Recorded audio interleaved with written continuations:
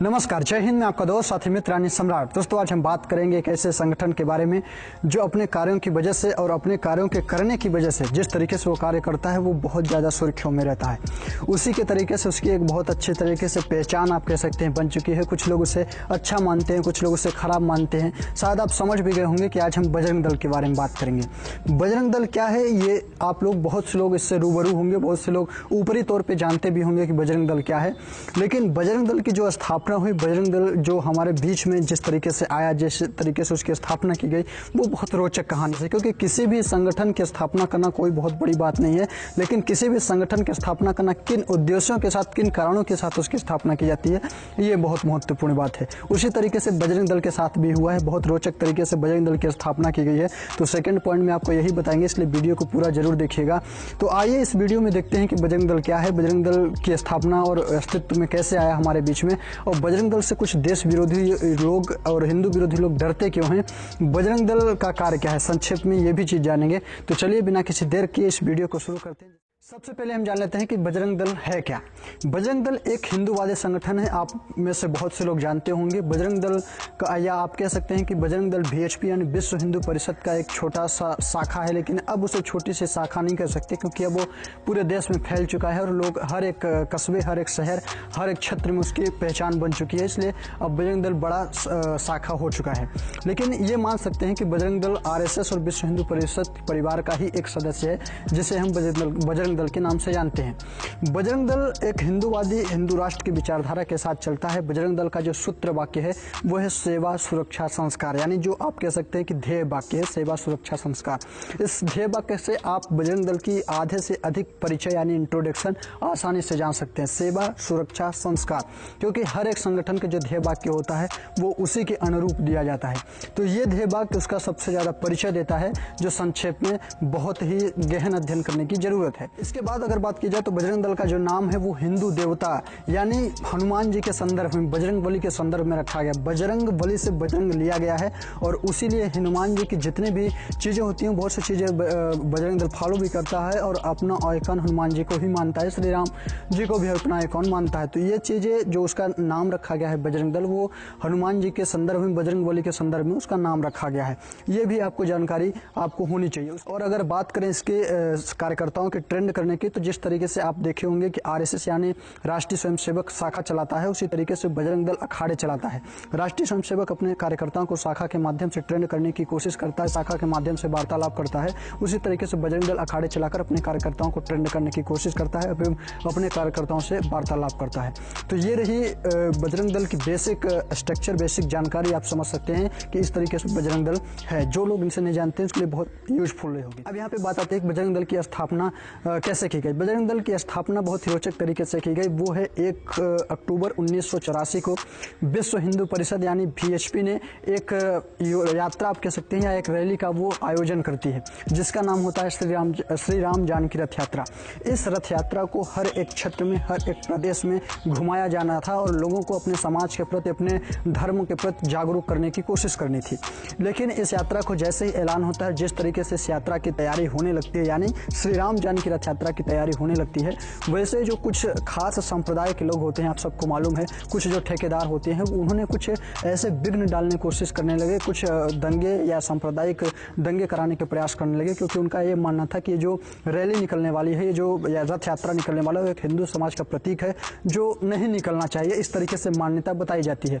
तो ये जब हर एक जगह में फैलने लगा और कुछ तरीके से जो स्थितियां हैं वो बिगड़ने लगी, और जब ये स्थितियां, जिस दिन रथ यात्रा निकलने की हुई उस दिन और स्थितियां सांप्रदायिक दंगे टाइप की स्थितियां नौबत आ गई, तो जो वहाँ पे एकत्रित साधु संत थे, जो वहाँ पे रैली का आयोजन कर रहे थे निकालने के लिए, उन्होंने जब ये सब चीज़ देखा तो उन्होंने गहन अध्ययन करने के बाद उनको लगा कि अगर ये रैली बिना सुरक्षा के निकलती है तो शायद आने वाले समय में कुछ समस्या खड़ी हो सकती है।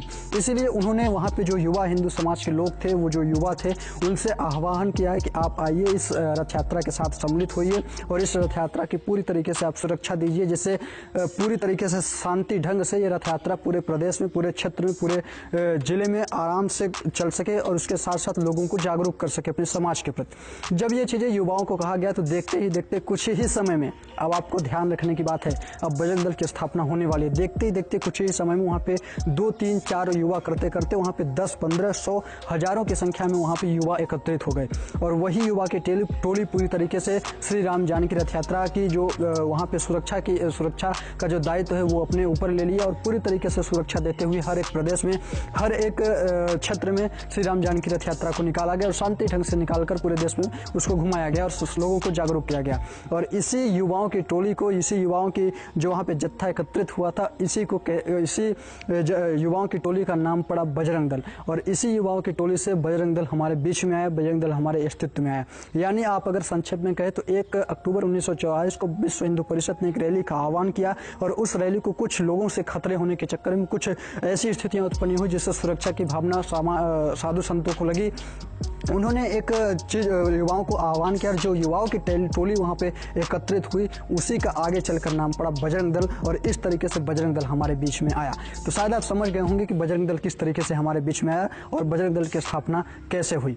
अगर इसमें कोई डाउट हो तो कमेंट करके बताइएगा, अगर वीडियो पसंद आई तो लाइक भी कर दीजिएगा। अब आगे चलते हैं तो सबसे चीज़ ये है कि बजरंग दल से लोग, जो कुछ देश विरोधी और हिंदू विरोधी लोग हैं, डरते क्यों हैं? डरने का सिर्फ एक कारण आप समझ लिए, क्योंकि बजरंग दल का दूसरा नाम गरम दल भी है। बजरंग दल पूरी तरीके से जो एक्शन लेता है, जो उसके कार्य होते हैं वो बहुत ही तेज तर्रार टाइम के और बहुत फास्ट होती है। क्योंकि अगर कोई भी व्यक्ति अगर गौ हत्या करता है तब भी बजरंग दल बहुत ही जल्दी उस पर कार्रवाई करने की कोशिश करता है। उसके बाद अगर लव जिहाद की बात हो, धर्म परिवर्तन की बात हो, देश विरोधी बात हो, राष्ट्र विरोधी बात हो, ऐसी कोई भी बात होता है तो जो अन्य संगठन है उस पर विचार करते हैं, विमर्श करते हैं, उसके बाद उस पर एक्शन लेते हैं। लेकिन बजरंग दल के जो भी कार्यकर्ता हैं वो एक्शन बहुत जल्दी लेते हैं, क्योंकि युवाओं की सिस्टम है और युवाओं में जो सिस्टम होता है आप समझ सकते हैं। तो उसमें जो कार्यकर्ता है बजरंग दल के हैं वो एक्शन बहुत जल्दी लेते हैं और इसीलिए बहुत से लोग इसे विवादों के क्षेत्र में मानते हैं। लेकिन इसी एक्शन के कारण बजरंग दल की एक अलग पहचान है और जो जल्दी में एक्शन लेने के कारण जितने भी देश विरोधी, हिंदू विरोधी लोग हैं तो कोई भी कार्य करने से पहले एक बार बजरंग दल का नाम जरूर याद करते हैं और उसके बाद वो कार्य करने की कोशिश करते हैं।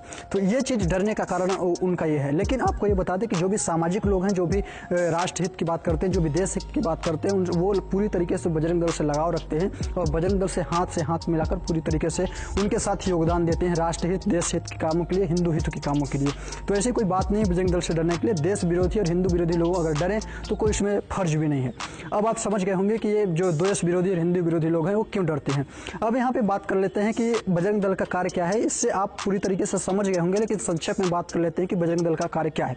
बजरंग दल का सबसे पहला कार्य यह है कि बजरंग दल गौ हत्या, जो भी गौ हत्याएं होती हैं उसे रोकने के लिए, जो भी अगर कहीं पे गायों पे अत्याचार होता है उस पर बढ़ चढ़ कर वो हिस्सा लेता है, वहाँ पे सुरक्षा प्रदान करता है। गाय माताओं का संरक्षण बजरंग दल का मुख्य काम है। उसके बाद आप लोगों ने हिंदू समाज में जितने भी अत्याचार हो रहे हैं, हिंदू समाज की सभ्यता संस्कृति पे अगर कोई प्रहार करने की कोशिश करता है तब भी बजरंग दल मुखर होकर अपनी बात को वहाँ पे रखता है और सामने अगर कार्यवाही करने की जरूरत पड़े तो वहाँ कार्यवाही करता है। उसके बाद लव जिहाद, धर्म परिवर्तन, ये जितने भी चीज़ आंतरिक तौर पर होते हैं जिससे पता नहीं होता है, वो बजरंग दल हर क्षेत्र में जाकर उन चीज़ों को पता लगाकर उस चीज़ के मामले को लोगों के पास लाता है और लोगों को जागरूक करने की कोशिश करता है। उसके साथ साथ बजरंग दल राष्ट्रहित, देशभक्ति, राष्ट्र चेतना युवाओं के अंदर डालने के लिए पूरी तरीके से प्रतिबद्ध रहता है। इस तरीके से वो अपने अपने अखाड़ों के माध्यम से भी संचालित करता है। तो ये बजरंग दल के संक्षेप में कार्य है। बजरंग दल के और भी चीज़ें अगर आप जानना चाहते हैं तो आप उसके वेबसाइट में विजिट करिए और विस्तार में आपको जानकारी मिल जाएगी।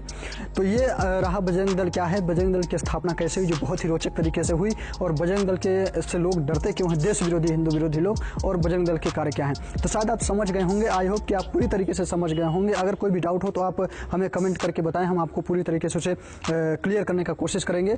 और ये चीज़ें बजरंग दल के बारे में बहुत ही नॉलेजफुल चीज़ें थी, इसलिए मैंने आपको बताई। अगले वीडियो में फिर से मिलेंगे। अगर वीडियो अच्छी लगी हो तो आप लाइक करिए, चैनल को सब्सक्राइब करिए क्योंकि हमारा नया चैनल है, और वीडियो को शेयर भी करिए जिससे और लोग भी ये जानकारी जान सकें। तो अभी लेते हैं आपसे विदा, अगले वीडियो में फिर से मिलेंगे। तब तक के लिए जय हिंद।